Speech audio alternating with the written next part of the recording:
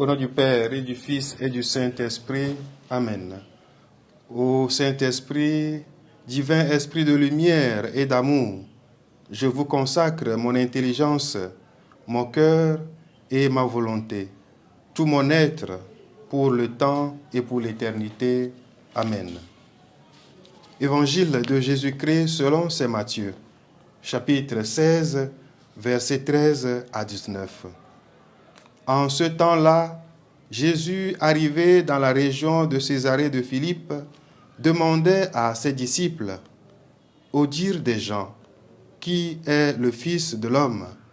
Ils répondirent, pour les uns, Jean le Baptiste, pour d'autres, Élie, pour d'autres encore, Jérémie ou l'un des prophètes. Jésus leur demanda, et vous, que dites-vous? Pour vous, qui suis-je? Alors Simon-Pierre prit la parole et dit, tu es le Christ, le Fils du Dieu vivant. Prenant la parole à son tour, Jésus lui dit, heureux es-tu, Simon, fils de Jonas. Ce n'est pas la chair et le sang qui t'ont révélé cela, mais mon Père qui est aux cieux. Et moi, je te le déclare, tu es Pierre, et sur cette pierre, je bâtirai mon église, et la puissance de la mort ne l'emportera pas sur elle. Je te donnerai les clés du royaume des cieux. Tout ce que tu auras lié sur la terre sera lié dans les cieux, et tout ce que tu auras délié sur la terre sera délié dans les cieux. Acclamons la parole de Dieu.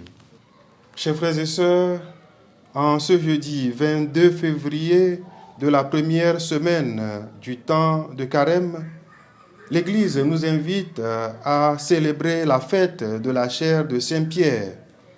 Et dans l'évangile de Saint Matthieu, Jésus se situe dans la région de Césarée de Philippe et interroge ses disciples.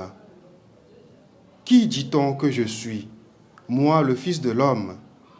Les réponses varient. Certains pensent qu'il est Jean, le Baptiste, d'autres disent Élie, et encore d'autres évoquent Jérémie ou l'un des prophètes.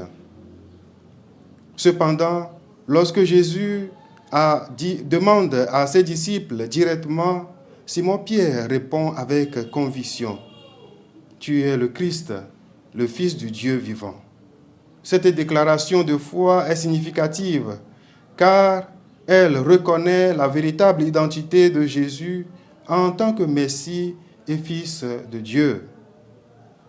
Comme Simon-Pierre, nous sommes appelés à reconnaître Jésus comme le Christ, le Sauveur, et à affirmer notre foi en lui.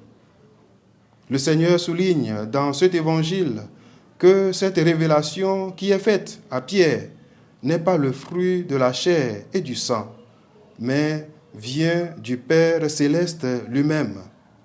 Cela nous rappelle que notre compréhension spirituelle dépend de la grâce divine. Voilà pourquoi Jésus déclare à Simon-Pierre, « Tu es Pierre, et sur cette pierre, je bâtirai mon église. » Cette déclaration établit Pierre comme la fondation de l'église naissante. Nous sommes également appelés à être des pierres vivantes dans la construction de l'église à travers nos engagements dans l'église et dans la société. Jésus confie à Pierre les clés du royaume des cieux, symbolisant ainsi son autorité spirituelle. Cela nous rappelle que nous avons une responsabilité dans la proclamation de l'Évangile et dans notre service comme guide devant les chrétiens, devant les croyants du monde. Puisse l'Esprit Saint nous guider et nous éclairer dans nos différentes responsabilités dans l'Église et dans le monde. Loué soit Jésus-Christ à jamais.